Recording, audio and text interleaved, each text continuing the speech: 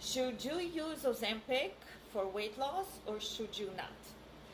Well, if you know me somewhat, then most likely you know that I'm a firm believer in education. I believe that when I educate my clients, they are much better equipped with the ability to make a decision on their own instead of me telling them what to do. So in this video, I'm going to give you the insights of the Ozempic, and then you will make the decision for yourself.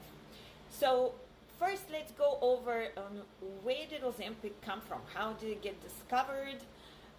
What exactly does it do in the body? What are the side effects?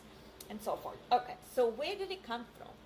That is actually a very interesting story, and if you don't believe me, check me up on it.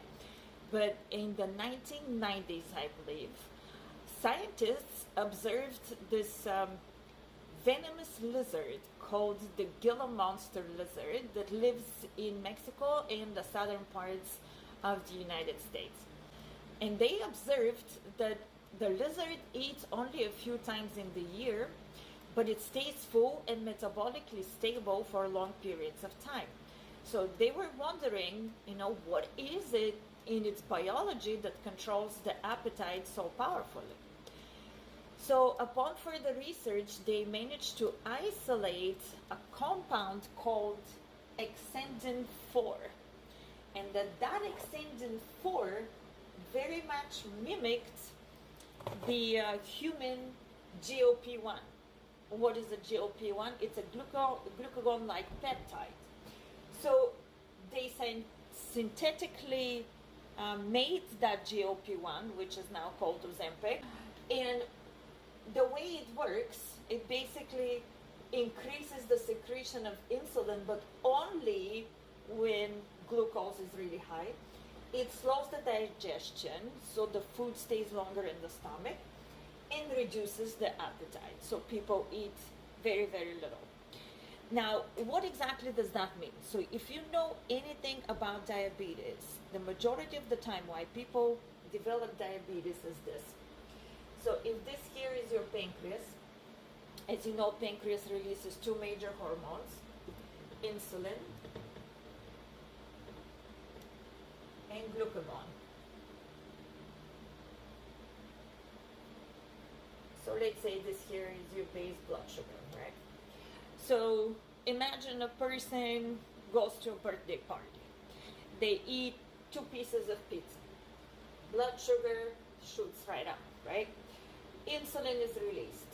Oh, tries to lower the blood sugar down. Now we have a Coke with sugar. Oh, another spike.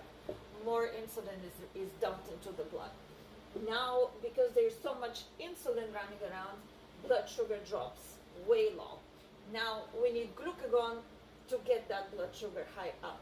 As soon as it starts to go up, now the person eats a piece of cake. Up again, we go high, more insulin is needed, more drop and more high and more low. And so basically at some point, the pancreas kind of feels overworked and it says, I've been working overtime and I need a break. I just can't do this anymore. And that's why people develop diabetes.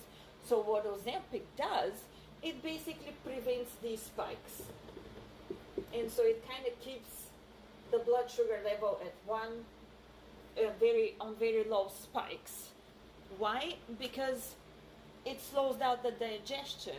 And so when you eat this little tiny amount of food, because now you feel queasy, some people even throw up, it stays there longer, so it prevents all these overeating. There's no more 2 pieces of pizza and then Coke and then the cake. They just can't do it even if they want to. And so that's basically how Ozempic works.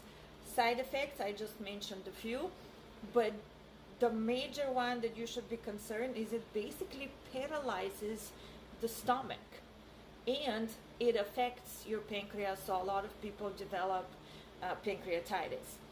And I don't know about you, but I seriously don't want to have anything in my body that was taken from the saliva of a Gila monster lizard. So, bottom line, does Ozempic works? Yes, it does. The problem is that once you stop it, the weight problem comes back. So now you constantly have to be on Ozempic throughout your life in order for you to keep that weight off. Why? Because Ozempic, just like majority of medication, does not address the main cause of your problem. It's trying to mask it. It's trying to address the symptom. What is the main cause for majority of the time is hormonal imbalance, it is insulin resistance, it is the lack of movement, and a lot of other things that can be taken into consideration. So, to answer the question, Ozempic, yes or no? For me, it is absolutely no. But now that you have some kind of insight as to how it works and how it was made and what exactly does it do in the body, the decision is yours. I just hope that I managed to help you to make a more educated decision. And of course, if you want to address the root cause, sign up with me. I have classes online and I can guide you every step of the way. Thank you. See you later.